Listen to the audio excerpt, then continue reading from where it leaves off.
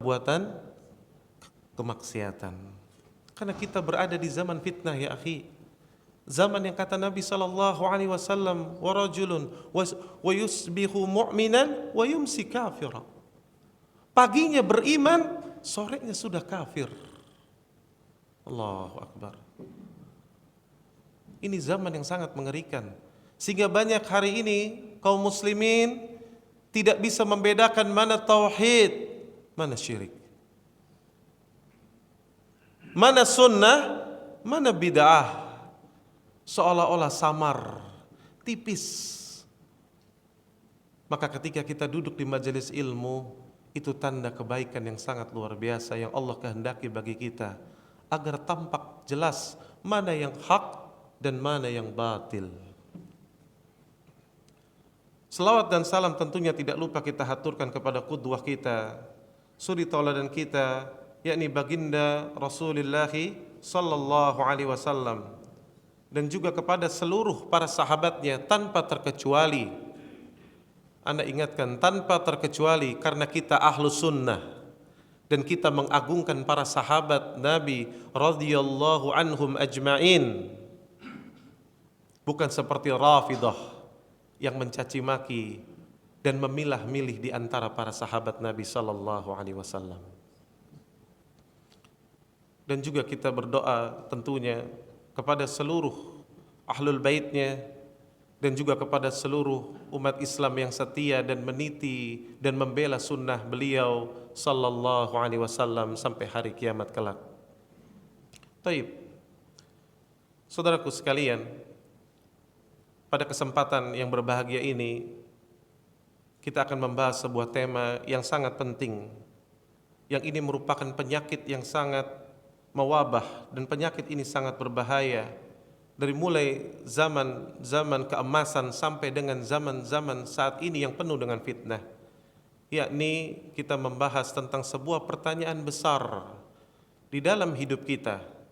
Jangan-jangan aku munafik? Maka pertanyaan dan tema ini, ingat bahwa kita mengkaji untuk menunjuk kepada diri kita, bukan menyibukkan kepada orang lain. Karena Allah yang berpesan kepada kita, qu anfusakum wa ahlikum nara. Jaga dirimu. Karena hari ini banyak orang sibuk dengan orang lain, padahal dirinya sendiri banyak sekali kekurangan. Maka hendaknya pertanyaan besar ini dia tujukan untuk dirinya, jangan-jangan aku munafik. Saudaraku sekalian, kenapa penyakit ini sangat berbahaya? Karena Allah Subhanahu wa taala telah berfirman di dalam kitabullah. Kata Allah tabaraka wa taala, "Wa yu'adzibal munafiqin wal munafiqat." Kata Allah, Allah akan azab tuh laki-laki munafik dan perempuan munafik. Artinya penyakit ini bisa mengenai pada laki-laki dan bisa mengenai pada wanita. Maka ibu-ibu yang di belakang jangan mengatakan tenang. Sejarah mengatakan pentolan orang munafik Abdullah bin Ubay bin Salul. Jadi laki-laki. Ternyata Allah katakan Allah mengazab laki-laki munafik dan wanita munafik. Bahkan Allah mengkaitkannya wal musyrikina wal musyrikat. Allah menggandengkan orang munafik dengan orang musyrik. Ini menandakan penyakit ini penyakit yang berbahaya. Bukan penyakit sembarangan, ini penyakit yang sangat berbahaya. Ya. Kemudian saudaraku sekalian, Al-Imam Ibnu Abdul Bar rahimallahu ta'ala, seorang muhaddis ma'ruf, alim. Beliau mengatakan, kata beliau, waqad rawiya 'anin nabiy sallallahu alaihi wasallam, telah diriwayatkan dari Nabi sallallahu alaihi wasallam dari riwayat yang sahih, aktsaru munafiq ummati qurra'uha. Perhatikan baik-baik kalimatnya. Kata Nabi Shallallahu Alaihi Wasallam, yang paling banyak dari golongan munafik dari umatku ini para pembaca Al-Qur'annya. Qura'u. Maka jangan antum katakan, jangan kita mengatakan tenang, Anda sudah baca Al-Quran minimal 1 juz 1 hari. Anda sudah baca Al-Quran 2 juz. Apakah lantas kita bisa aman dari sifat munafik? Karena Nabi SAW perkataannya wahyu. Bukankah Allah yang katakan, wa ma yantikul anil hawa in huwa illa wahyu yuha. Maka perkataan Nabi SAW adalah wahyu. Dan Nabi yang mengatakan bahwa yang paling banyak golongan orang munafik itu pembaca Al-Qur'annya. Ya akhi, bukankah ada orang yang sekolah, belajar, ambil S1 di Ummul Qura. Antum tahu Ummul Qura? Universitas yang berada di Makkah. Universitas terbaik setelah Universitas Islam Madinah. Dan orang ini mendapatkan summa cum laude di atas rata-rata. Selesai S1 lanjut S2. Selesai S2 lanjut S3. Dan disertasinya mengkuliti habis-habisan Rafidah.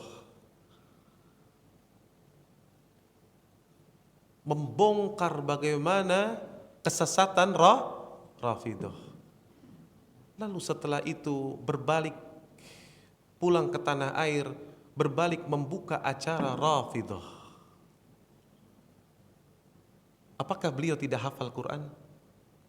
Apa antum kira beliau tidak menghafal hadis-hadis Nabi SAW?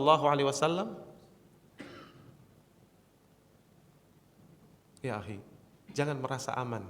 Maka kenapa penyakit ini perlu kita bahas? Karena ada orang yang sudah belajar begitu luar biasa menimba ilmu, bahasa Arabnya fasih, nggak ada apa-apanya kita. Tapi ternyata berbalik justru menjadi musuh ahlu sunnah. Ya. Maka jangan menganggap enteng dari perkara munafik. Kemudian Rasulullah sallallahu alaihi wasallam pun bersabda dalam hadis Bukhari. Kata Nabi, "Mathalul munafiqil ladzina yaqra'ul Qur'an mathalur raihanah."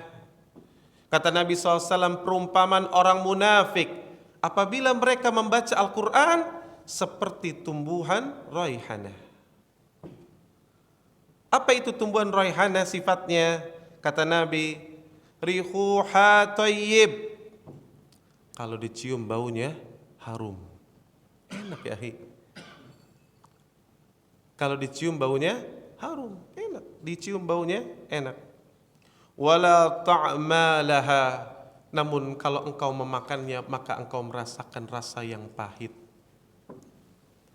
Naam, begitulah orang-orang munafik.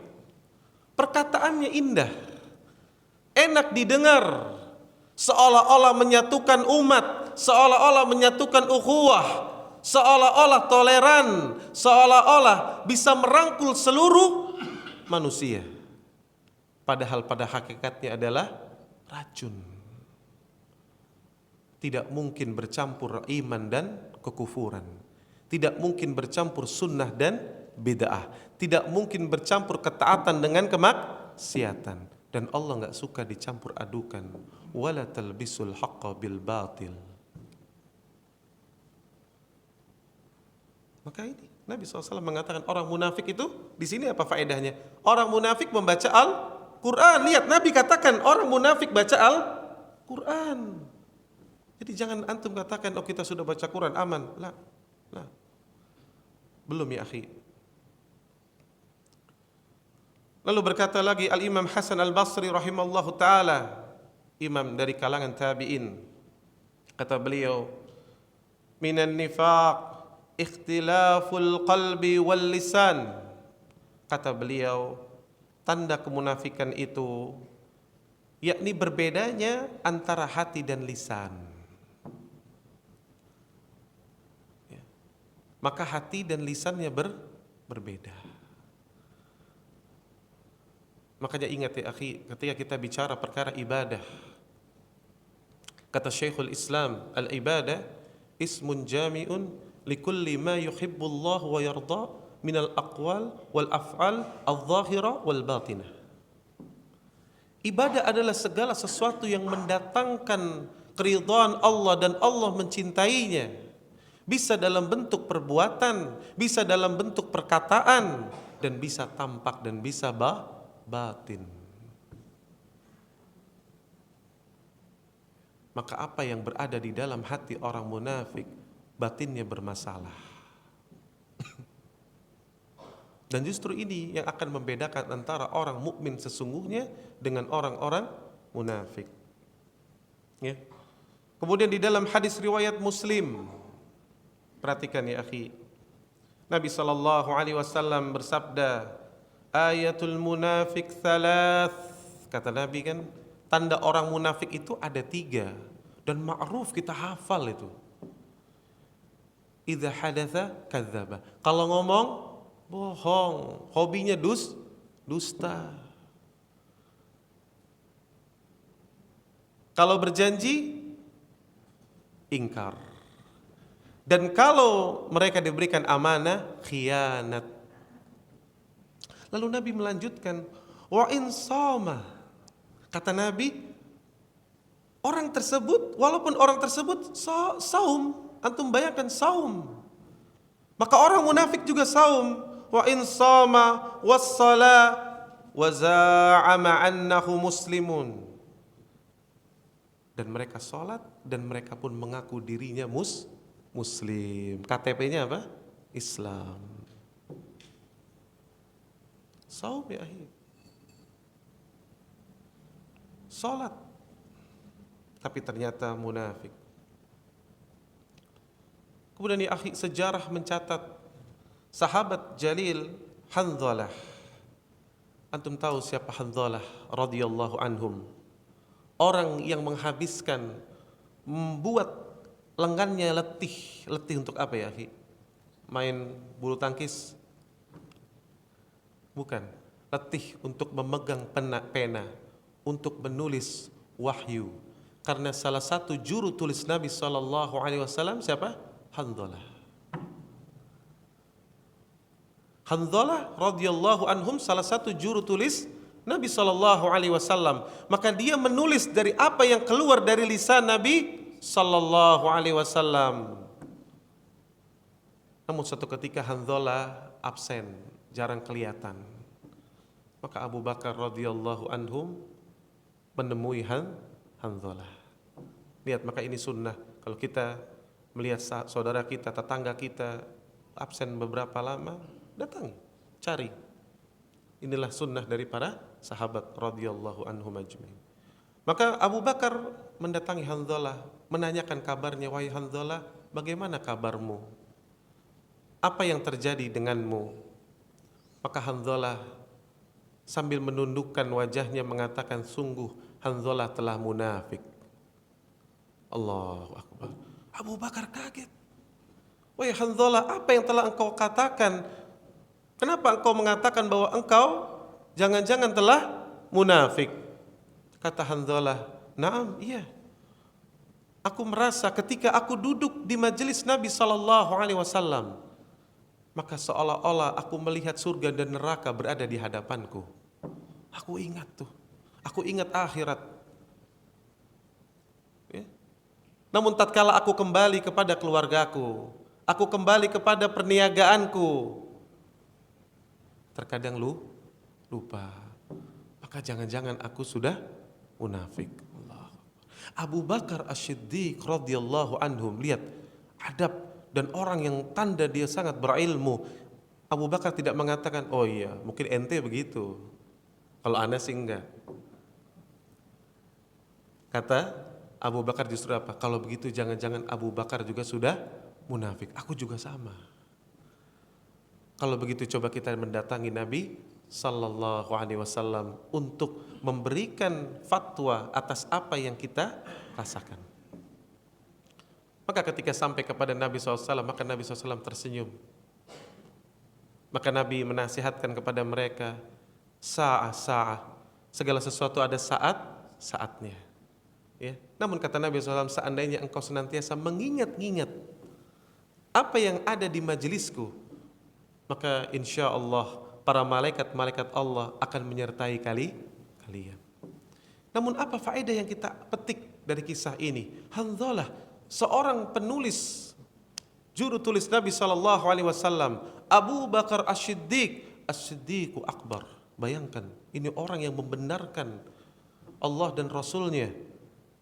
Yang kata Nabi SAW, apabila imannya ditimbang dengan imannya seluruh kaum muslimin dari zaman Nabi, berarti ada imannya siapa di situ? Umar radhiyallahu anhum, Utsman radhiyallahu anhum, Ali radhiyallahu anhum, dan sahabat-sahabat lainnya. Belum lagi tabi'in. Dan sampai dengan iman-iman kita di akhir zaman ini, kalau ditimbang dengan imannya Abu Bakar, maka draw aja enggak, Pak. Draw aja enggak. Lebih berat timbangan imannya Abu Bakar As-Siddiq. Tapi Abu Bakar mengatakan, jangan-jangan saya sama. Allahu Akbar. Kemudian ya akhi, begitu pula dengan Umar bin Khattab radhiyallahu anhum. Antum tahu siapa Umar? Umar bin Khattab radhiyallahu anhum, orang yang kata Nabi sallallahu alaihi wasallam, seandainya ada nabi setelahku, siapa orangnya? Umar radhiyallahu anhum. Umar, orang yang melewati satu lembah atau satu jalan, lalu ketemu ada syaitan. Syaitannya gimana? Cari jalan lain, Pak. Cari jalan lain, muter. Umar radhiyallahu anhum, seseorang yang telah dibenarkan perkataannya, fatwanya oleh Allahu Jalla wa'ala. Tentu banyak kalau kita ingin bahas di dalam kitabullah, bagaimana Allah menyetujui fatwa-fatwa Umar radhiyallahu anhum. Dan Umar orang yang Nabi SAW pernah bermimpi. Nabi pernah mimpi. Kata Nabi SAW, aku bermimpi diminum susu. Aku bermimpi minum susu. Kalau aku meminum susu tersebut sampai aku merasakan kenyangnya di ujung-ujung jari jemariku. Lalu susu itu masih sisa. Lalu aku berikan susu itu kepada Al-Faruq. Siapa? Umar bin Khattab radhiyallahu anhu. Apa ta'wilnya? Al-ilmu. Ilmunya Umar. Dalamnya ilmunya Umar. Maka ketika firman Allah tentang bagaimana kemenangan kaum muslimin yang kita semua hafal, surah yang sangat pendek, idza jaa nasrullahi wal fath, maka Umar bawa Abdullah bin Abbas. Ditanya sahabat yang lain, bagaimana pendapatmu tentang ayat ini? Apa faedah yang kau petik? Mereka mengatakan inilah kemenangan kaum muslimin, kemenangan Islam dan seterusnya. Sahih, tidak salah, tapi ada yang masih belum dalam. Maka Umar bertanya, kata Umar, wahai Abdullah bin Abbas, menurut kau bagaimana? Maka Abdullah bin Abbas radhiyallahu anhu mengatakan, ajal Nabi telah dekat. Apa kata Umar? Seperti itulah yang aku pikirkan juga. Artinya Umar itu tafsirnya selevel dengan Abdullah bin Abbas, orang yang langsung dipegang kepalanya oleh Nabi, didoakan Allahumma faqihu fid din wa alimu ta'wil. Dan para ulama mufassirin mengatakan mufassir nomor wahid siapa? Abdullah bin Abbas radhiyallahu anhum. Tapi Umar, antum tahu Umar ketika di zaman beliau panggil sahabat sirnya Nabi sallallahu alaihi wasallam. Antum tahu siapa sahabat sirnya Nabi SAW? Hudzaifah ibnul Yaman radhiyallahu anhum, yang mengantongi rahasia-rahasia termasuk list daftar orang-orang munafik. Lalu Umar bertanya kepada Hudzaifah, wahai Hudzaifah, Apakah namaku ada di situ? Allah. Lihat ya, akhi. Seorang Al-Faruq takut sekali tertimpa penyakit munafik. Aina nahnu? Kita di mana ya, akhi? Maka jangan tertipu dengan ilmu kita, jangan tertipu dengan amalan kita. Karena seluruh para sahabat mereka takut tertimpa kemunafikan. Berdasarkan dalam riwayat Bukhari, qala Ibnu Mulaikah, ya, berkata Ibnu Abi Mulaikah, beliau berkata, adraktu thalathina min ashabi Nabi sallallahu alaihi wasallam. Aku mendapati 30 orang sahabat Nabi sallallahu alaihi wasallam. Bukan satu ya akhi, bukan dua, bukan tiga, 30. Aku mendapati 30 sahabat Nabi sallallahu alaihi wasallam. Apa kata beliau? Kulluhum, semua dari mereka, yakhafun nifaqa ala nafsih. Semua dari mereka takut sekali tertimpa penyakit kemunafikan. Allah. Maka ini merupakan ya, nasihat untuk kita. Munafik, nifaq berasal dari kata nafaqa yunafiqu nifaqan, yang diambil dari kata nafiqa. Maka nifaq secara bahasa artinya lubang. Lubang siapa? Lubang tempat keluarnya hewan tikus gurun ya akhi. Yarbu. Lubangnya kecil tapi banyak. Maka apabila antum mencarinya di satu titik ini, maka dia akan keluar di sana. Antum tengok di sini, keluarnya di tempat lagi yang lain.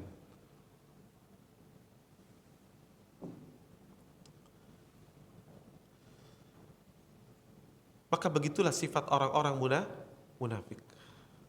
Banyak wajahnya, menyesuaikan sesuai dengan kepentingan, sesuai dengan apa yang diinginkan. Ya. Maka nifaq secara umum terbagi menjadi dua. Dan nifaq yang paling berat, yang pertama itu nifaq i'tiqad. Nifaq yang sifatnya dari amalan hati, yakni keyakinan, i'tiqad, bahwa i'tiqad dia sebetulnya membenci al-Islam. Dia salat, dia saum, dia ikut jihad. Bukankah Abdullah bin Ubay bin Salul salat di belakang siapa? Nabi sallallahu alaihi wasallam. Allahu akbar. Ikut jihad enggak? Ikut awal-awal jihad.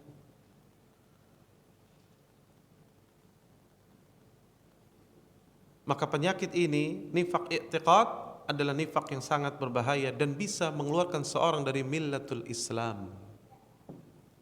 Adapun yang kedua, nifaq amali. Nifaq yang sifatnya amal. Sebagaimana dalam hadis yang tadi telah kita sampaikan, bahwa salah satu sifat nifaq, kalau bicara suka bohong. Dan seterusnya. Dan insya Allah kita akan bahas nifaq-nifaq dari amali, dan ini yang kita khawatirkan juga ya. Dan penyakit nifaq ini atau munafik, ingat ya akhi, berakhir dengan sesuatu yang sangat mengerikan, fi darkil asfali minan nar, berada di basementnya neraka. Antum pasti pernah ke basement. Gimana sifat basement? Gelap, paling bawah, sumpek. Gak enak namanya basement. Dan ini bukan basementnya mall, basementnya neraka. Allah Akbar. Maka berhati-hatilah dengan sifat nifaq. Al-Imam Ibnu Qayyim Al-Jauziyah rahimallahu taala di dalam Madarijus Salikin, beliau mengatakan, saking berbahayanya sifat munafik ini, Allah Jalla wa Ala menurunkan ayatnya menurunkan surah khusus, surah Al-Munafiqun. Begitu pula di dalam surah Al-Baqarah, kata Al-Imam Ibnu Qayyim, Allah menggambarkan di awal-awal tentang 3 golongan manusia. Dan lihat yang menarik, Allahu Jalla wa'ala ketika menggambarkan orang beriman cukup dengan 4 ayat. Ketika menggambarkan, mendeskripsikan orang-orang kafir cukup 2 ayat. Tapi ketika bicara tentang munafik 13 ayat ya akhi. Karena saking banyak gayanya tuh orang munafik.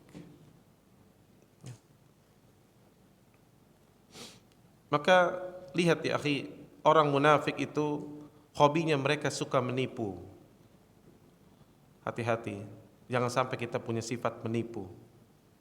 Bukankah Allah Subhanahu wa taala telah berfirman di awal dari surat Al-Munafiqun, kata Allah, "Idza ja'akal munafiquna qalu nashhadu innaka la rasulullah." Lihat, kata Allah, orang munafik itu apabila datang kepadamu, kepada Rasulullah sallallahu alaihi wasallam, mereka akan mengatakan, kami mengakui, kami bersaksi engkau adalah Rasulullah. Gitu. Lalu Allah mengatakan lanjutannya, wallahu ya'lamu innaka la rasuluh. Kata Allah Jalla wa'ala, dan Allah mengetahui memang bahwa engkau itu benar-benar rasulnya. Memang Rasulullah SAW adalah rasulnya. Lalu Allah menutup firman-Nya, wallahu yashhadu innal munafiqina lakadzibun. Kata Allah Jalla wa'ala, dan Allah menyaksikan betul-betul bahwa orang-orang munafik mereka itu pendusta.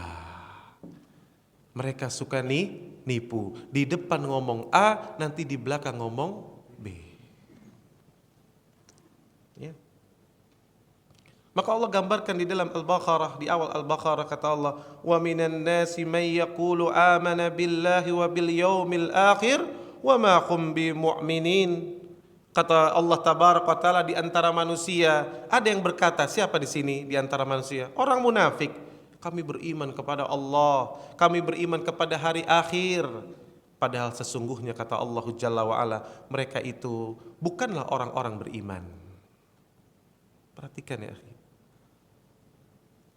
Jadi orang munafik itu dalam ayat ini pun kita bisa lihat bagaimana mereka suka menipu dan mereka orangnya suka ngaku-ngaku. Maka menjadi orang beriman, menjadi pengikut sunnah Rasulullah SAW, nggak usah ngaku-ngaku, tapi beramallah di atas itu. Kemudian orang munafik juga sifatnya apa? Mudah bersumpah. Kata Allah Jalla wa Ala, ittakhadhu aymanahum junnatan fasaddu an sabilillah. Mereka menjadikan sumpah-sumpah mereka sebagai perisai untuk menghalangi manusia dari jalan Allah.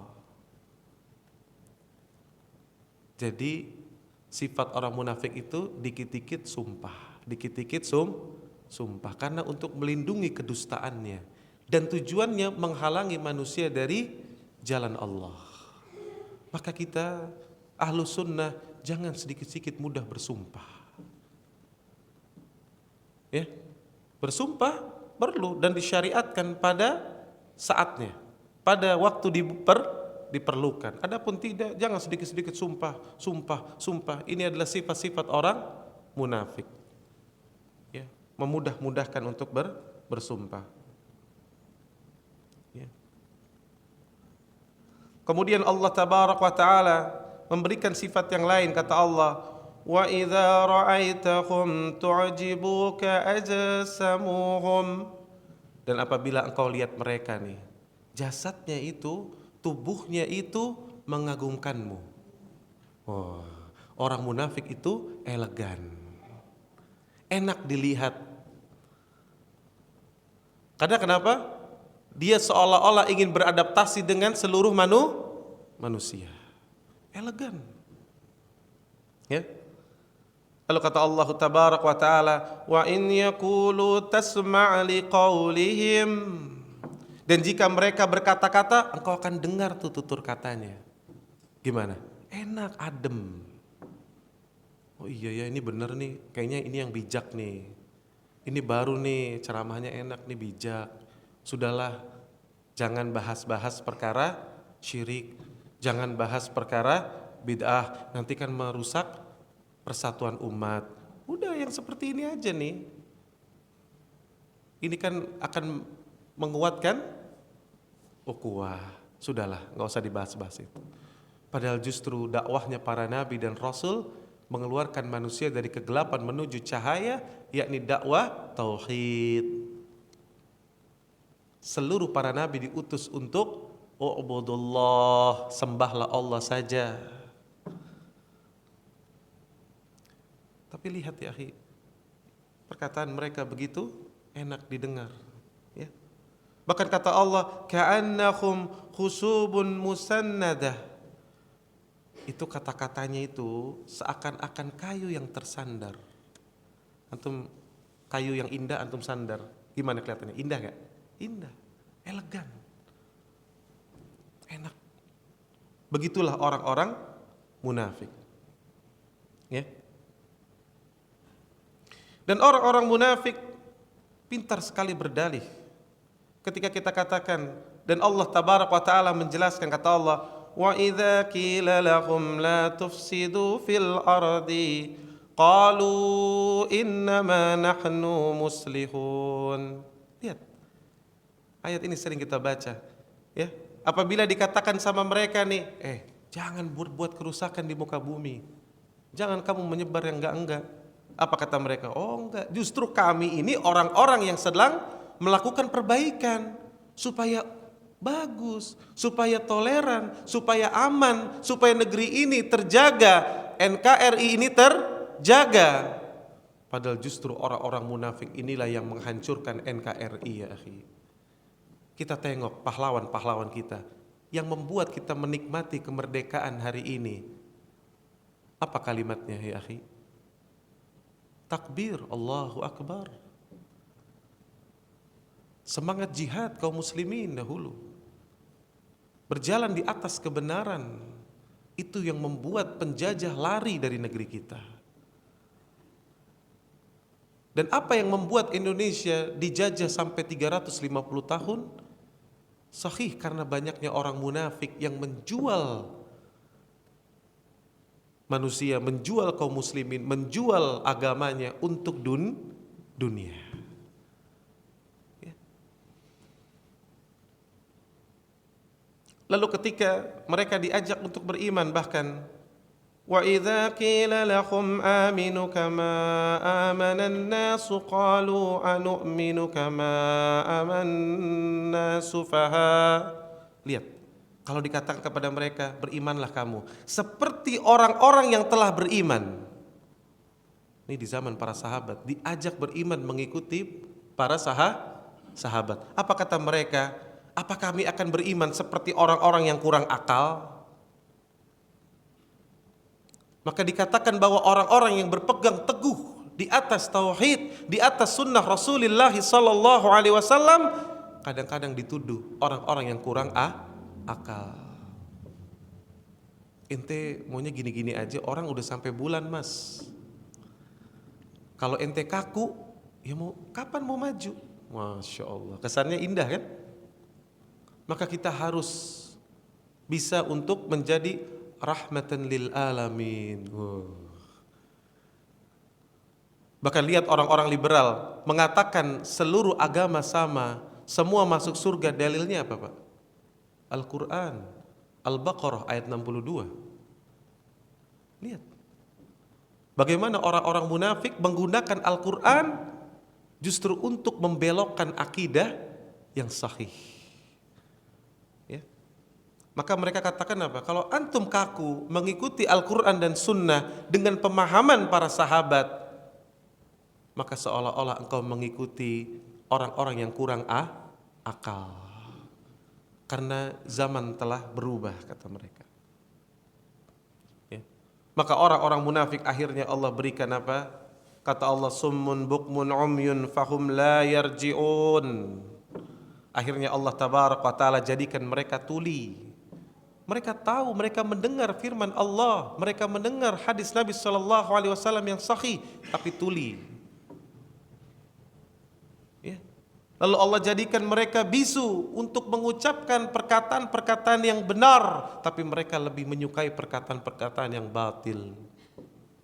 Dan mereka menjadi buta, tidak bisa lagi memandang yang hak, sehingga mereka asik terus di atas kebatilan. Dan bagaimana seseorang bisa kembali kalau sudah tuli, sudah bisu dan buta? Tentu tidak akan kembali. Inilah berbahayanya sifat munafik, ya akhi. Ya.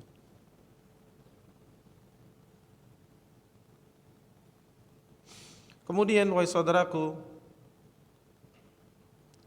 orang-orang munafik sifatnya, yakni mereka ini malas sekali ketika mendirikan salat.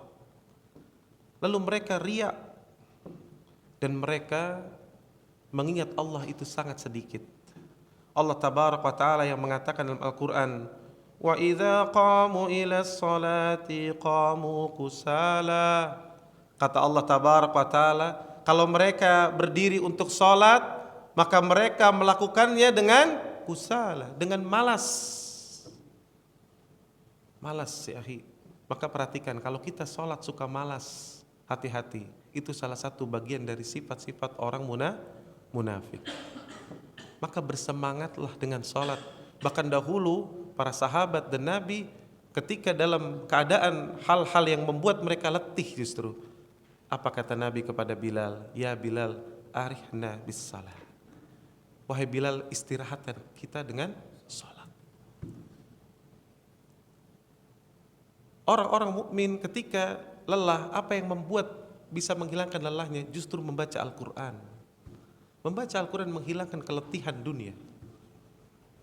Salat membuat seseorang menjadi orang-orang yang jauh dari kemalasan, ya. Namun orang munafik justru diajak salat, mereka malas. Lalu apa sifat mereka? Yura'unan nas. Mereka tuh pengen dilihat sama manusia. Kalau beramal tuh riya. Pengennya dilihat, diketahui oleh manusia. Ya akhi, hati-hati. Zaman ini zaman makin canggih. Riyanya pun makin canggih. Besok insya Allah hari apa? Senin. Maka kita melakukan saum, sebagian saum hari Senin. Maka ketika ada orang bertanya, antum hari ini puasa? Jawabannya gimana? Naam, iya. Udah cukup. Tapi sebagian ingin menunjukkan, iya, kan ini hari Senin. Ditambah, apa maknanya? Dia ingin memberikan pesan secara implisit bahwa dia biasa puasa Senin, Kamis. Ya akhi, ya, Yusuf bin Asbat rahimallahu taala mengatakan sesuatu yang paling berat di dalam hidup ini adalah al-ikhlas. Dan tidaklah aku senantiasa menolak riya, kecuali riya itu datang lagi dalam bentuk yang berbeda. Perhatikan baik-baik. Riya ini sangat berat. Dan Nabi khawatirkan kepada para sahabatnya apa? Salah satunya ar-riya. Ini berat. Maka termasuk kita beramal soleh apapun, ya, termasuk ana menyampaikan materi, ini yang paling berat bukan menyiapkan materi, yang paling berat yakni mempertahankan keikhlasan kepada Allah Jalla wa'ala. Karena riya senantiasa mendatangi kita. Lihat ada orang, ya, ini ana diceritakan oleh Al-Fadil Al-Ustadz, ya, Firanda, ya, hafizallahu ta'ala, beliau bercerita, ada orang haji di tahun 2010. Ini cerita langsung, ya. Kata beliau, orang ini haji sangat luar biasa. Dari sejak mulai wukuf di Arafah, setelah sholat zuhur, lalu khutbah, sejak itu dia berdoa, terus berdoa sampai hendak menuju Musdalifah. dan doanya dipenuhi dengan tangisan. Allahu Akbar. Indah sekali. Terus dia beribadah sampai menangis terus sepanjang hari itu. Lalu dia pun luar biasa menikmati tidurnya di Musdalifah sesuai dengan sunnah Nabi sallallahu alaihi wasallam. Lalu keesokan harinya tawaf ifadah, lalu dia mendapati tempat di Multazam, lalu dia dimudahkan oleh Allah untuk mencium Hajar Aswad, lalu dia berdoa dengan doa yang sangat luar biasa dan dia berazam, ya Allah, ibadah hajiku ini hanya antara aku dan engkau. Pulanglah ke tanah air. Ditanya, bagaimana ya akhi? Alhamdulillah.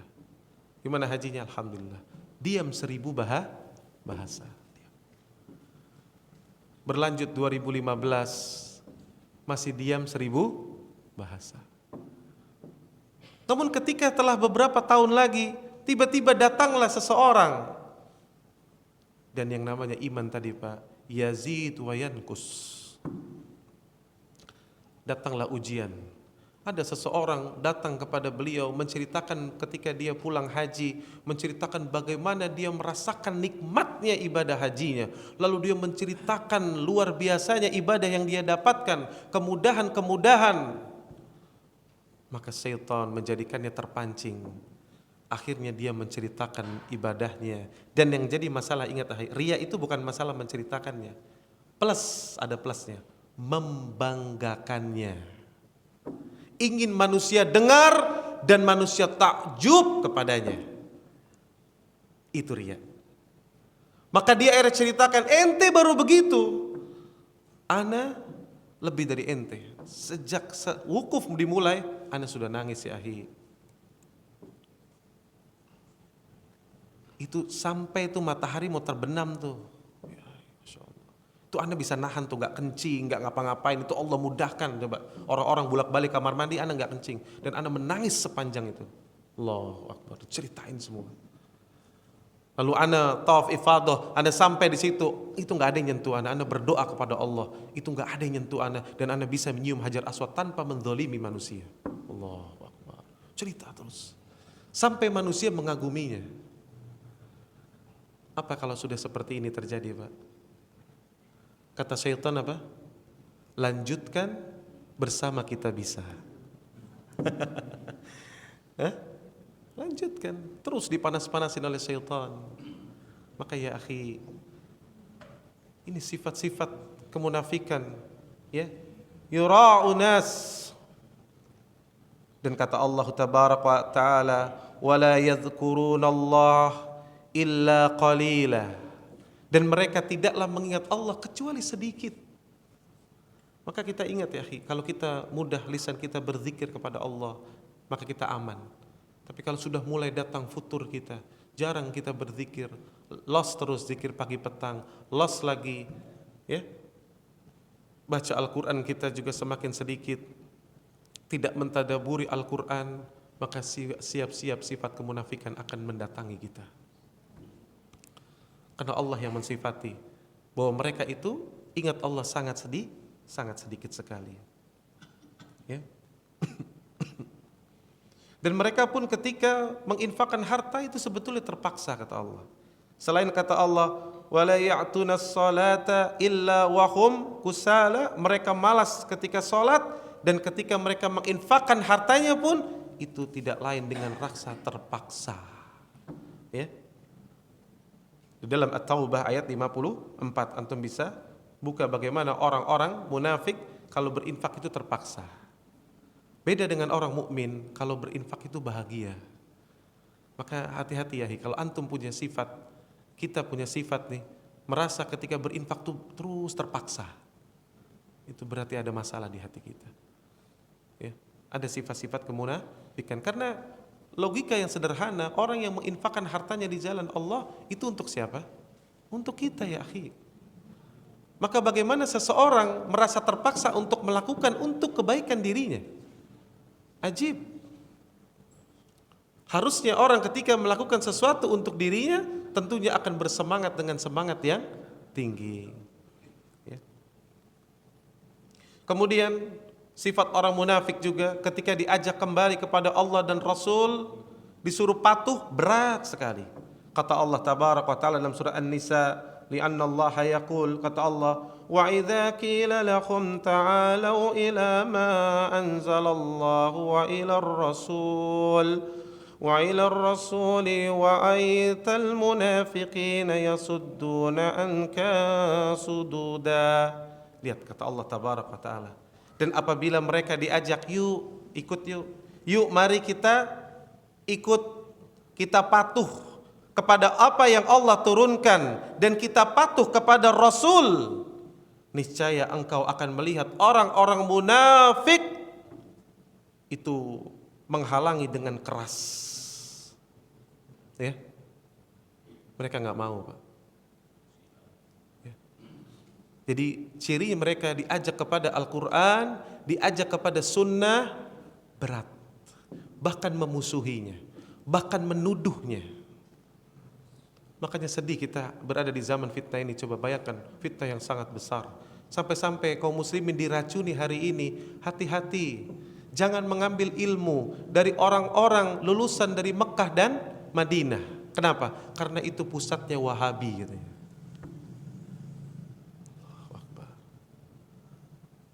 Padahal ya akhi, logika yang paling sederhana Anda katakan sama antum, yang paling sederhana, kita nggak usah bahas panjang lebar, yang sangat sederhana.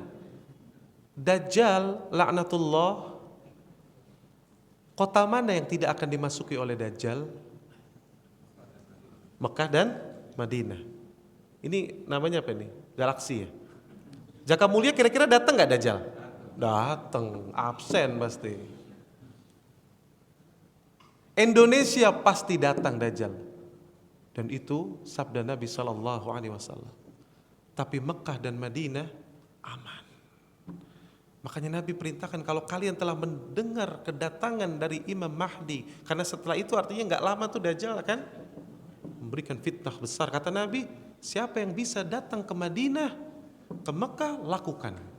Walaupun dia merangkak, lakukan.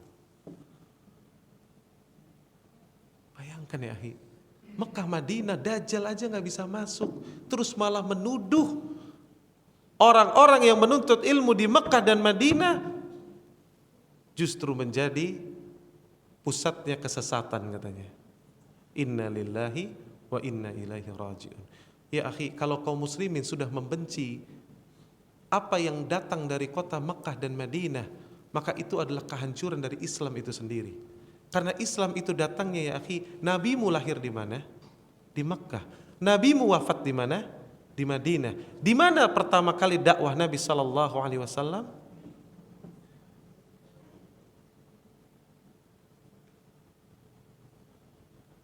Maka bagaimana seseorang membenci Mekah dan Madinah?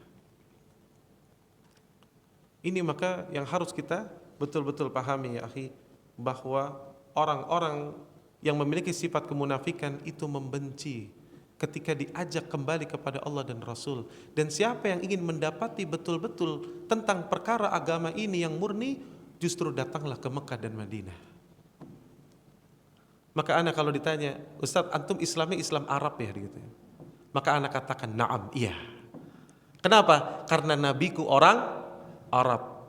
Kalau aku haji harus ke Arab. Antum haji ke Monas bisa nggak? Nggak sah. Walaupun rukunnya sama, nggak bisa. Harus di Mekah. Ketika antum baca Al-Quran, bahasa apa? Arab. Antum sholat pakai bahasa Arab. Maka sudah jelas kesimpulannya. Kalau ditanya, antum Islam Arab? Naam, iya, saya Islam Arab. Islam yang dipegang oleh Rasulullah sallallahu alaihi wasallam. Kalau anda ditanya, Ustadz jadi orang Islam yang biasa-biasa aja lah, kita katakan, iya, saya Islam yang biasa-biasa aja. Yang biasa Nabi amalkan. Memang biasa-biasa aja kan? Nabi biasanya gimana? Bertauhid. Nabi biasanya bagaimana? Berdoa hanya kepada Allah. Ya saya biasa-biasa aja. Akhwatnya gimana? Biasa-biasa aja. Menutup dengan hijab. Justru kalau ada orang sekarang mengaku Islam, tapi justru dia menganggap dirinya biasa-biasa saja, tapi justru di luar kebiasaan Rasulullah sallallahu alaihi wasallam dan para sahabatnya, justru mereka lah orang-orang yang di luar dari Islam yang biasa-biasa saja. Ya. Maka sebetulnya Pak, logika orang-orang liberal itu lemah Pak. Ya. Anda pernah sedikit diskusi dengan orang liberal, mereka mengatakan, ya akhi, antum jangan merasa diri paling benar. Karena menurut mereka apa? Kebenaran itu sifatnya relatif, itu poinnya mereka. Bisa benar dari perspektif A, tapi bisa salah dalam perspektif B. Jadi intinya kata mereka, tidak ada kebenaran yang absolut. Kebenaran itu sifatnya relatif, tergantung dari mana kita memandang. Jadi tolong antum, kata dia, jangan merasa diri paling benar sendiri. Maka Anda jawab, ya akhi, kalau begitu Anda setuju, Anda bilang, antum juga berarti apa yang barusan teori antum sampaikan, Anda balikan lagi, maka sifatnya relatif. Bisa benar, bisa salah yang antum sampaikan. Dan antum tidak boleh memaksakan Anda berpikir seperti antum. Kalau antum memaksakan Anda berpikir seperti antum, berarti antum tidak konsekuen dengan pendapat antum. Karena antum menganggap pendapat antum yang benar. Dan antum memaksakan Anda berpikir seperti antum. Akhirnya dia bingung sendiri. Bingung kan Anda bilang? Nah, adapun kami orang mukmin tidak bingung, karena bagi kami kebenaran itu jelas. Kebenaran itu jelas. Qala Allah wa qala Rasul. Itu kebenaran. Adapun pendapat-pendapat manusia, kata Imam Malik bin Anas rahimahullahu taala, setiap pendapat manusia boleh engkau ambil dan boleh engkau tinggalkan, kecuali yang berada di kubur ini, sambil menunjuk kuburan Nabi sallallahu alaihi wasallam. Itu akhi, itu kebenaran. Ya. Maka orang-orang munafik enggan untuk patuh kepada Nabi sallallahu alaihi wasallam. Kemudian orang-orang munafik pun, ya, mereka itu suka menebar hoax. Ini hati-hati ya. Ya. Mereka suka menebar hoax. Kata Allah tabaraka wa taala, la in lam yantahil munafiquna walladzina fi qulubihim marad. Kata Allah tabaraka wa taala, jika orang-orang munafik, ya, orang-orang yang berpenyakit dalam hatinya, lihat Allah katakan dalam hatinya marad, ada penyakit. Bagaimana sifat mereka? Wal murjifuna fil Madinah. Kata Allah, mereka itu menyebar kabar bohong di negeri-negeri itu. Suka menyebar kabar bohong. Siapa yang menyebar kabar bohong tentang Ummul Mukminin Aisyah radhiyallahu anha? Orang munafik. Maka ya akhi, kita pun sekarang nih mudah dengan di zaman digital, dikit-dikit dapat WA, dikit-dikit dapat WA. Jangan antum forward sembarangan. Cek dulu kebenarannya. Karena siapa yang menebar hoax, maka itu termasuk sifat-sifat orang munafik. Ya, jangan bermudah-mudah. Kita kadang-kadang, wah kayaknya baik nih, langsung. Kayaknya itu jangan ya. Kebenaran itu tidak ditimbang dengan perasaan. Kebenaran itu ditimbang dengan dalil. Ditimbang dengan qala Allah wa qala Rasul. Ya. Ya. Taib. Maka dikatakan juga Sya'bi, ya, mengatakan man kadzaba fahuwa munafik. Beliau sampai mengatakan siapa yang berdusta, artinya menjadikan kedustaan itu seperti hal biasa. Tiap hari pasti dusta orang itu. Maka siapa yang membiasakan dirinya berdusta, maka dia adalah munafik. Ya. Dia adalah munafik. Kemudian orang munafik juga sifatnya apa? Mereka suka sekali bersahabat dengan orang-orang jahat, orang-orang yang berbuat batil. Maka kita nggak boleh Pak, ya, bersahabat itu harus dengan orang-orang mukmin. Kata Allah tabaraka wa taala, alam tara ilal ladzina tawallaw qauman ghadiballahu alaihim ma hum minkum. Kata Allah, tidaklah engkau perhatikan tuh orang-orang munafik yang menjadikan suatu kaum yang telah dimurkai Allah sebagai sahabat, sebagai orang-orang dekat mereka. Nah, maka perhatikan teman kita ini, ya, nggak boleh sembarangan kita, ya. Dan yang paling berbahaya, ingat Umar bin Khattab radhiyallahu anhum pernah berkhutbah di atas mimbar. Apa kata beliau? Inna akhwafa ma akhafu alaikum al-munafiqul alim. Kata Umar, yang aku khawatirkan di antara kalian adalah orang-orang yang berilmu yang munafik. Oh, ngeri kan? Orang berilmu yang munafik. Qalu, berkata nih para sahabat, kaifa yakunul munafiqu aliman? Bagaimana wahai Umar, kok orang itu bisa munafik tapi berilmu? Ini menandakan apa? Orang yang berilmu tidak lepas juga dari sifat munafik. Kata para sahabat, gimana tuh Umar? Kok bisa seperti itu? Qal, berkata Umar, yatakallamu bil hikmah. Kalau bicara, perkataannya penuh dengan hikmah seolah-olah. Ya? Dan beliau mengatakan, wa ya'malu bil jawra aw qala al munkar. Tapi ketika dalam amalnya enggak ada jelek. Dan dalam riwayat yang lain dikatakan bahwa amalnya mungkar. Ya. Maka artinya apa, Pak? Jangan tertipu hanya dengan kata-kata, tapi lihat amalnya. Nah, kita ini kalau hanya pintar untuk berbicara, pintar untuk menasihati seseorang, orang lain, tapi perbuatan kita mungkar, itu sifat orang munafik yang alim. Ya. Maka jangan berpikir kita sudah banyak ilmu lepas dari sifat munafik. Bisa kena. Kapan? Kita sudah berilmu, mengilmui hal tersebut, tapi kita tidak amalkan. Justru amal kita bertentangan dengan ilmu. Ya, ya akhi, tentunya masih banyak riwayat-riwayat menyebutkan tentang sifat munafik. Ya, namun yang jelas, Anda sampaikan yang terakhir, ya, karena waktu sudah cukup siang, ya. Maka yang ingin Anda sampaikan di akhir, bahwa para ulama begitu khawatir dengan sifat munafik, ya. Para ulama sangat khawatir dengan sifat munafik, ya. Maka hendaknya kita pun sangat khawatir dengan sifat munafik.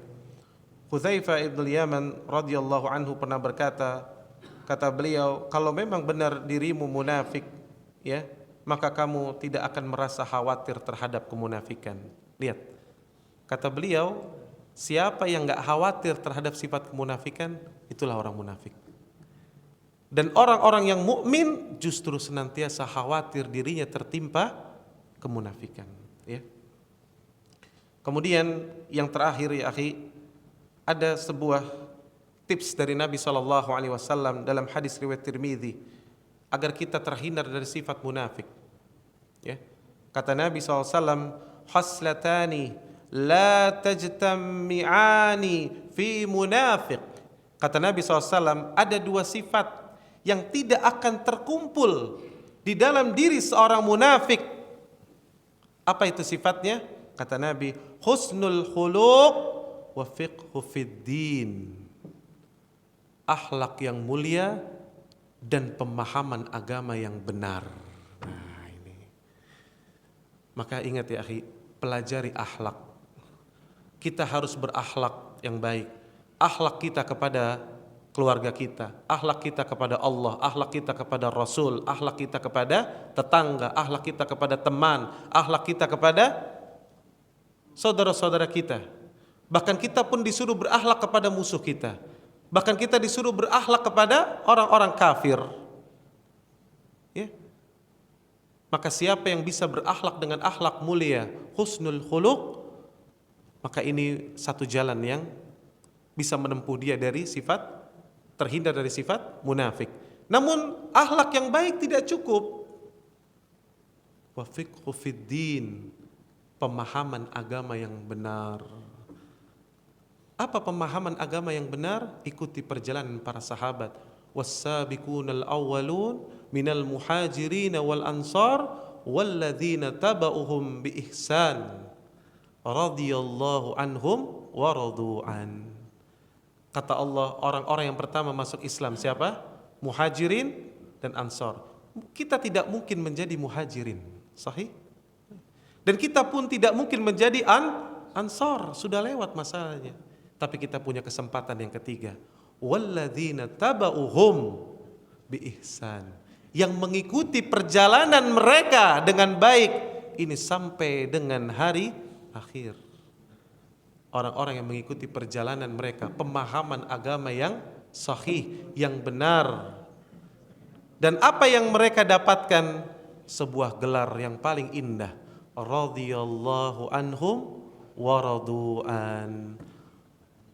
Allah ridha kepada mereka dan mereka pun ridha kepada Allah Jalla wa Ala. Maka ini adalah sesuatu yang akan menyempurnakan iman kita dan tentunya menghindarkan kita dari sifat munafik. Maka ingat ya akhi, terus belajar, dan kita tiap hari harus belajar mengambil ilmu yang sahih, ya, dan berpatokan kepada Al-Quran dan Sunnah, ala fahmi salaf fi ummah, di atas pemahaman para salaf.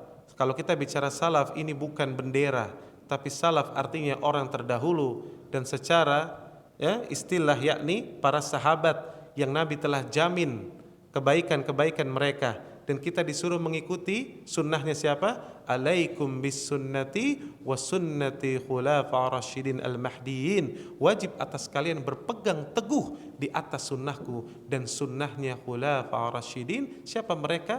Para sahabat Nabi sallallahu alaihi wasallam yang tertunjuki. Maka siapa yang berpegang dengan itu, dengan pemahaman agama yang benar, walaupun amalannya hanya yang wajib-wajib saja, lalu diikuti dengan akhlak yang mulia. Lihat akhlak yang mulia. Karena antum ingat ada seseorang didatangi oleh Nabi SAW, ya Rasulullah, aku punya tetangga. Tetangga ini ya Rasulullah sholat malam, siangnya saum, tapi perkataannya menyakiti tetangganya. Apa kata Nabi? Hiya finnar. Orang itu di neraka. Itu bukti akhlaknya tidak baik. Tapi ada orang yang hanya amalannya yang wajib-wajib saja, tapi ternyata tidaklah keluar dari lisannya dan perlakuannya kepada tetangganya kecuali kebaikan. Maka Nabi katakan hiya fil jannah, orang itu berada di surga. Maka akhlak yang mulia dipadukan dengan pemahaman agama yang benar, maka insya Allah menjadi benteng yang kokoh, yang kuat, senantiasa menghindarkan kita dari sifat munafik. Dan juga kita senantiasa terus mengevaluasi diri kita dan meletakkan pertanyaan besar itu di pelupuk mata kita. Jangan-jangan aku munafik. Ingat itu. Kita senantiasa menyibukkan diri untuk menunjuk diri kita. Setiap kita belajar seperti ini ya akhi, jangan sibuk. Setelah ini, oh mungkin ini saya kasih fulan, ini kasih fulan. Lah, kita tunjuk jangan-jangan aku telah munafik. Terus letakkan pertanyaan itu agar kita terhindar, sebagaimana nasihat dari para ulama, Imam Ahmad bin Hanbal, Syekhul Islam, kemudian juga Udzaifah ibn Yaman radhiyallahu anhum, yang menyatakan bahwa orang-orang yang mereka tidak khawatir terhadap kemunafikan, justru dia akan jatuh kepada kemunafikan. Dan orang-orang yang khawatir terhadap kemunafikan, maka justru dia akan terhindar dari sifat kemunafikan. Wallahu a'lam bissawab. Baik, mungkin ini yang bisa ana sampaikan. Apabila ada pertanyaan dan ana bisa jawab sesuai dengan dalil, ana akan berusaha menjawabnya. Tafadhal. Ya. Baik. Waalaikumsalam warahmatullahi wabarakatuh.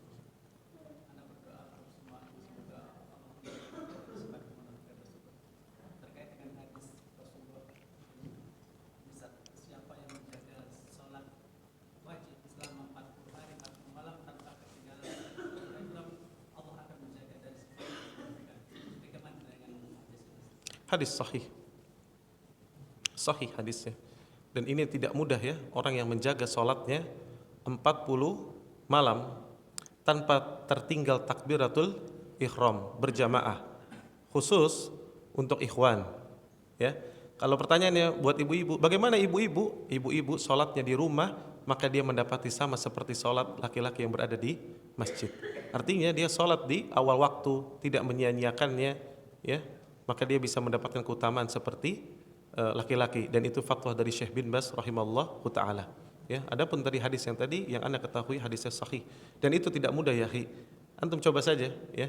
Makanya itu yang dilakukan oleh para ulama seperti Sa'id bin Musayyab. Antum tahu Sa'id bin Musayyab ya rahimallahu taala, murid dari Aisyah radhiyallahu anha, ulama tabi'in besar. Beliau di dalam biografinya kalau kita baca, para muridnya mengatakan bahwa Sa'id bin Musayyab tidak ketinggalan sholat berjamaah 40 tahun, bukan hanya 40 hari, 40 tahun ya. Dan dari 40 tahunnya, 30 tahunnya beliau sudah berada di masjid sebelum azan berkumandang. Itulah Sa'id bin Musayyab rahimallahu ta'ala, yang khawatir dirinya pun tertimpa kemunafikan. Dan itu salah satu tadi bentuk amalan untuk menghindarkan kita dari sifat munafik. Maka hendaknya seseorang ya menjaga sholat berjamaahnya. Dan di dalam tadi sebetulnya ada riwayat-riwayat yang lain menjelaskan bahwa Nabi SAW hampir-hampir ingin membakar rumah seseorang yang dia tidak sholat berjamaah. Dan orang yang sholat berjamaah, di dalam riwayat juga dikatakan bahwa cukuplah seseorang dikatakan munafik kalau dia tetangganya masjid tapi nggak pernah datang ke masjid, maka dia digelari munafik. Bayangkan, maka ini tidak mudah ya. Maka orang yang menjaga sholatnya, ya bersemangatlah kita, apalagi yang kita usia-usia yang sudah, Anda lihat di sini sudah masuk maghrib, ada yang isya, ya kayaknya ada yang sudah mulai mau witir nih dikit lagi, ya kan? Maka Anda sampaikan ya bersemangatlah menjaga sholat berjamaah di masjid. Namun tentunya ya kata-kata 40, ingat kata para ulama, jangan kita menghitung-hitungnya ya. Jangan jadi orang yang bakhil kepada Allah Jalla wa'ala. Ada orang dihitung, ini hari pertama, besok hari kedua, hari ketiga. Setelah udah 40, datang syaitan, ente sudah bebas dari sifat munafik. Habis itu gak sholat lah lagi. Kata setan, lanjutkan bersama kita, bisa. Ini ada orang, Anda temukan sini ada lagi pemahaman luar biasa. Ya, di daerah Jawa Timur Anda ke sana, ada orang gak sholat. Ya, kebetulan waktu itu di Madura. Kenapa ente nggak sholat? Apa kata dia? Ustadz, Anda waktu sholat di Masjidil Haram, bukankah sholat di Masjidil Haram itu satu kali sholat 100.000 kali? Iya, Anda sholat sudah banyak. Ini belum kurang-kurang Ustadz, masih banyak ini katanya. Inna lillahi wa inna ilaihi raji'un. Dia lihat pemahamannya seperti itu. Bagaimana syaitan ya bermain dengan logika-logika manusia. Maka jangan sampai kita salah tadi kata-kata. Terkadang Nabi mengatakan ada istilah 40, ada kadang-kadang 70. 70 itu kadang-kadang artinya orang Arab biasa menggunakan kata-kata 70 itu artinya saking banyaknya. Saking banyaknya, maka mereka menggunakan bilangan 70. Maka jangan kita menghitung-hitung. Artinya antum hitung-hitung, wah yang penting sudah 40 kali 40 malam sholat berjamaah, sudah tenang, ente sudah aman, bebas dari munafik gitu. Bahkan nanti ada lembaga lisensinya lagi. Kalau udah 40 tahun, udah 40 kali sini tanda tangan. Ketua DKM tanda tangan. Ya? Bebas stempel. Bebas dari munafik. Enggak ada yang seperti itu ya, akhi. Kita terus berjuang. Kata Imam Ahmad bin Hanbal ketika ditanya anaknya, "Sampai kapan kita bisa istirahat?" Kata Imam Ahmad bin Hanbal, "Wahai anakku, sampai kakimu nih menginjakkan di surga Allahu Jalla wa ala. Itulah waktu istirahatmu." Allahu Akbar ya. Maka bersemangat terus kita beribadah, dan ini waktunya memang berletih-letih ya. Dunia tempatnya beramal dan akhirat nanti tempatnya mendapatkan balasan ya. Jangan sampai dibalik. Wallahu a'lam. Ya. Ya, silakan Ibu. Waalaikumsalam warahmatullahi wabarakatuh.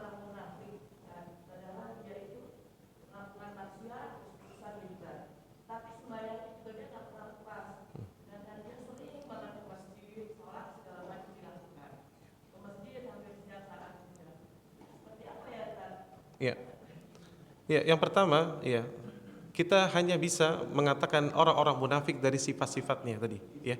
Jadi kalau ada orang nih, dia sholat berjamaahnya rajin, ngajinya rajin, maksiat juga rajin. Apakah serta-merta langsung kita katakan dia orang munafik?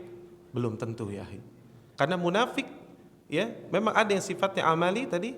Namun ingat, untuk mengatakan seseorang munafik, maka perlu nanti ada kajian yang khusus, artinya melihat secara komprehensif. Bukankah Nabi SAW pernah bersabda kepada Abu Dzar ketika Nabi menjelaskan tentang orang yang mengucapkan la ilaha illallah akan masuk surga. Lalu Nabi mengatakan wa in zana wa in tharaq, walaupun dia berzina, walaupun dia mencuri. Lihat. Lalu Abu Dzar merasa takjub. Katanya, "Ya Rasulullah, wa in zana wa in saraq?" Walaupun dia berzina dan mencuri? Na'am. Nabi ulangi lagi. Lalu Abu Dzar bertanya lagi sampai 3 kali. Lalu kata Nabi SAW, "Iya, walaupun dia mencuri, walaupun dia berzina, dan Abu Dzar enggan, kata Nabi. Namun tentunya bukan juga berarti orang mengatakan mengenteng-entengkan, ya udah kalau gitu yang penting kita selama masih beriman, mau zina, mau mencuri tetap aman. Lah ya, bukan begitu maksudnya, ahi. Bahwa ingat bahwa seseorang, ada orang yang membunuh 99 orang, ya ahi. Ingat itu. Hadisnya sahih kan? Bahkan dia menggenapi dengan 100 orang. Karena nanya sama bukan ahli ilmu, nanyanya sama abid, ahli ibadah, salah fatwa. Maka akhirnya dia genapkan menjadi membunuh 100 orang. Namun betul-betul hatinya dia ingin sekali bertakarub kepada Allah. Dia ingin bertobat kepada Allah. Apa yang terjadi, ya? Allah ampuni. Seorang wanita penzina datang kepada Nabi SAW, minta dibersihkan. Ya Rasulullah, tahirni ya Rasulullah, bersihkan aku telah berzina. Lalu sang wanita tersebut, ya, ternyata hamil, kata Nabi, pulang aja dulu nanti sampai melahirkan. Sudah melahirkan balik lagi, pulang dulu nanti nyusuin dulu. Namun ketika pada waktunya, lalu akhirnya Nabi SAW memerintahkan untuk merajam wanita tersebut. Ketika dilemparkan batu yang besar sampai muncrat darahnya, lalu Khalid bin Walid radhiyallahu anhum ketika itu melaknat wanita tersebut. Semoga Allah melaknat engkau. Nabi marah. Kata Nabi, wahai Khalid, uskut, diam. Kenapa? Kata Nabi SAW, seandainya taubat wanita ini dibagikan kepada 70 penduduk Madinah, maka telah mencukupi. Allahu Akbar. Ya, maka Anda sampaikan, ya akhi, bahwa kita ketika ada saudara kita dia berbuat baik juga, artinya beramal saleh juga, sholat di masjid, kemudian kita lihat bermaksiat juga, maka apa yang harus kita lakukan? Yang pertama, doakan mereka. Doakan agar dia diberikan hidayah, dikuatkan untuk meninggalkan maksiatnya. Kemudian yang kedua, yakni kita menasehatinya. Ya, kita nasihati sesuai kemampuan kita. Kalau kita mungkin tidak mampu, kita lihat orang yang dituakan, orang ini siapa nih? Lalu kita sampaikan, coba kita nasihati si fulan. Ingat ya akhi, kita baru bisa dikatakan betul-betul sempurna iman kita sampai kita mencintai saudara kita seperti kita mencintai diri kita. Maka ketika ingin menasehati saudara kita, bukan karena ingin menyudutkannya, tapi karena kita ingin dia masuk surga. Karena kita mencintai dia sebagaimana kita mencintai diri kita. Maka cari cara yang terbaik untuk menasehati saudara kita. Ya. Maka siapa yang berusaha demikian, insya Allah maka dia akan dapatkan hidayah. Dan jangan putus asa, ya akhi. Ini banyak orang putus asa kadang-kadang. Melihat orang misalkan bermaksiat terus, ya akhi, ya. Dia emang susah tuh udah jalannya udah susah udah gitu. Kalau kata orang Arab apa? Suyuh. Udah suyuh, Pak. Sudah tua berkarat tuh suyuh tuh. Dikasih tahu yang benar enggak mau, suyuh. Maka jangan seperti itu. Kenapa? Fakta memperlihatkan. Kalau ada tanya sama antum, siapa yang lebih utama? Di akhirnya, ya, di endingnya, Umar bin Khattab radhiyallahu anhum atau Bilal bin Rabah? Anda tanya, siapa yang lebih afdal? Tentu Umar kan? Tapi kalau Anda tanya sama antum, yang masuk Islam lebih dahulu Umar atau Bilal? Bilal bin Rabah radhiyallahu anhum. Bahkan ketika Bilal telah memperjuangkan Islam dan mempertahankan Islam, Umar lagi asik-asiknya mukulin para sahabat kalau ada yang lewat. Umar tuh hobinya ngantemin orang, Pak. Sampai-sampai orang Quraisy mengatakan, la yuslimu Umar hatta yuslimu khimar Khattab. Gak akan masuk Islam tuh si Umar sampai keledainya dulu masuk Islam. Allahu Akbar. Levelnya keledai, Pak. Bukan burung kakatua. Kalau burung kakatua insya Allah masih ada kemungkinan, betul nggak? Antum punya tetangga punya burung beo nggak tuh? Atau burung apa tuh yang pintar ngomong? Itu ada yang sampai baca Al-Ikhlasnya bagus sekali. Karena sampingnya masjid, dia tiruin tuh. Bisa azan, sahih nggak? Tapi ini masalahnya levelnya keledai. Dan seburuk-buruk suara kata Allahu Jalla wa'ala, suara apa? Keledai. Jadi artinya apa? Gak mungkin masuk Islam tuh si Umar, kan gitu. Tapi lihat, ketika Allah takdirkan dan Nabi SAW doakan, di antara dua Umar didoakan, lalu yang masuk Islam ternyata Umar bin Khattab radhiyallahu anhum. Dan Umar ternyata di endingnya, di garis finishnya, ternyata Umar lebih afdal daripada Bilal bin Rabah dan sahabat yang lainnya radhiyallahu anhum ajmain. Ini bukti, ya akhi, jangan melihat orang hari ini. Jangan. Kita nggak tahu besok dia.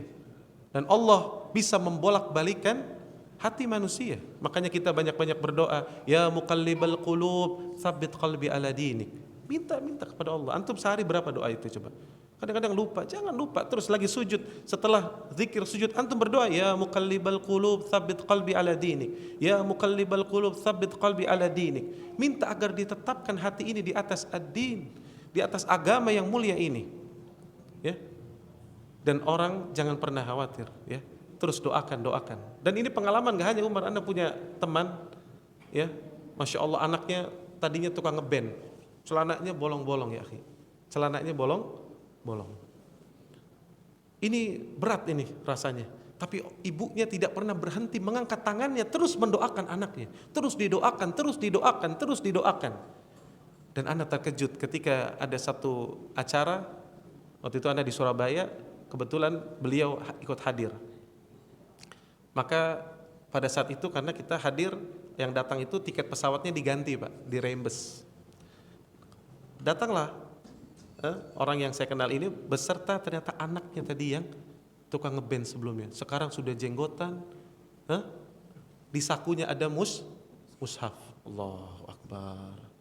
Dan ketika ingin diganti uangnya, ini yang membuat air mata saya menangis. Karena orang tua saya sudah meninggal Pak. Tapi yang membuat air mata saya menangis, anak ini mengatakan ketika dikatakan, sini tiketnya mana biar diganti. Karena kita jatahnya itu Garuda Pak sebetulnya. Dan dia pakai Air Asia. Dan Air Asia itu tiketnya waktu itu harganya murah. Jadi bayar 2 tiket orang itu belum sebanding dengan 1 tiket Garuda. Kan gitu. Udah kita ganti aja dua-duanya, toh budgetnya masuk kan gitu ya Pak. Apa kata anak itu? Ya Ustadz jangan, izinkan saya ingin berbakti untuk ibu saya. Dan saya ingin menginfakkan harta saya untuk ibu saya. Jangan diganti. Saya memang sengaja sebagai mahramnya ingin menjaga ibu saya. Allahu Akbar, nangis Anda bilang, lihat bagaimana orang yang dahulunya dikatakan begini dan begitu, lalu Allah membalikkan dan mudah bagi Allah Jalla wa'ala memberikan hidayah. Dan akhirnya dia menjadi anak yang berbakti dan tidak lepas dirinya dari mushaf, senantiasa membaca Al-Quran. Dan semoga Allah memberikan kepada beliau dan keluarganya ya husnul khatimah. Ya. Mungkin ini yang bisa Anda. Ya. Oh ya, masya Allah. Masya Allah. Saya mau tanya Ustaz, selama ini kita menjalankan sesuatu kan sunnah Rasul gitu ya, seperti contoh Rasul. Saya mau tanya, bagaimana waktu dulu Rasul waktu kencing itu kan posisinya duduk jongkok. Dengan perkembangan zaman sekarang kan kita kencing berdiri di urinoir. Itu apa kita menyelisih? Ya. Munafik apa enggak? Ya, baik. Ya.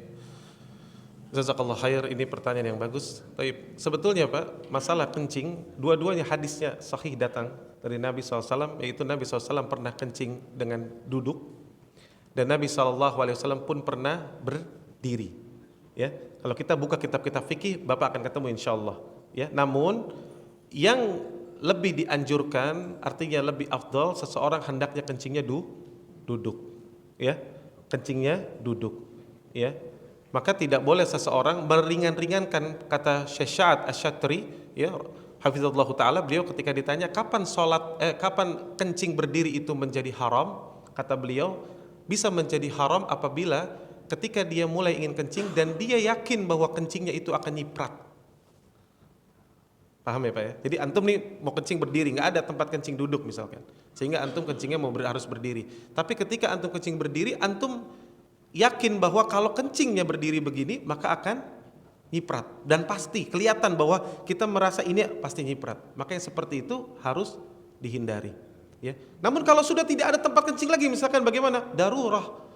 Maka darurat, sesuatu yang darurat sifatnya yang tadinya tidak boleh bisa menjadi boleh. Bahkan antum di pesawat, di pesawat ini cerita serius nih, antum lagi di pesawat kan pakaian semua udah masuk bagasi kan. Ini pergi nih umroh pulang suami istri Pak. Dan kalau lagi umroh itu biasanya justru menaikkan gairah Pak. Masya Allah. Uniknya nih orang di pesawat ternyata sempat-sempatnya untuk bermesraan dengan istrinya karena di kelas bisnis Pak. Sampai akhirnya sang suami keluar apa Pak? Keluar mani. Nah kalau keluar mani kan sisanya dari mani apa Pak? Mazi dan seterusnya, dan itu kan harus dibersihkan. Iya. Tapi ada pakaian nggak? Nggak ada. Terus gimana? Apa nggak sholat? Tetap sholat. Dia bertayamum karena tayamum menggantikan seseorang mandi janabah, ya, dan seterusnya, dan dia tetap sholat. Ini darurat. Seperti tadi itu juga kencing, maka boleh kita boleh kencing berdiri? Boleh. Ya. Ini pendapat yang Anda ambil, ya, bahwa boleh seorang kencing berdiri, tapi bukan menggampang-gampangkan. Kalau ada tempat kencing duduk, antum pilih dulu yang duduk. Tapi kalau tidak adanya yang berdiri, misalkan penuh, adanya yang berdiri tidak apa-apa, selama kita bisa memaintain jangan sampai kencingnya nyiprat, dan tetap harus bisa cebok, ya. Karena sekarang ada toilet diri yang sudah pakai sensor, baru nyiram kalau kita mundur, gimana dong? Ya. Kemudian juga Syekh Asy-Syatri, ya, hafizallahu taala, menasihatkan kencing berdiri pun bisa menjadi haram apabila apa? Aurat kita tampak jelas, itu nggak boleh. Bisa dilihat orang dengan jelas, itu haram langsung. Jadi antum kalau kencing berdiri langsung dilihat gitu, orang bisa lihat jelas aurat antum, nggak boleh. Tapi kalau tertutup, nggak kelihatan, ya, maka ini masih dibolehkan. Makanya Anda katakan pengurus DKM masjid, kalau bisa buat tempat buang air yang banyak yang untuk duduk. Kalau memang harus membuat yang berdiri, maka perhatikan adab-adabnya tadi. Buatlah yang betul-betul tertutup. Jadi menggunakan bilik-bilik yang memang menutupi aurat seorang muslim. Dan yang kedua, yakni hendaknya dia menyiapkan bagaimana agar ceboknya mudah dan terhindar dari cipratan. Sekarang alhamdulillah sudah ada yang ada guardnya, ya, ada pelindungnya, sehingga itu bisa menghindari dari cipratan yang lebih beresiko seperti itu. Wallahu a'lam. Ya. Tapi mungkin ini yang bisa Anda sampaikan. Subhanakallahumma wa bihamdika asyhadu an la ilaha illa anta astaghfiruka wa atubu ilaik. Assalamualaikum warahmatullahi wabarakatuh.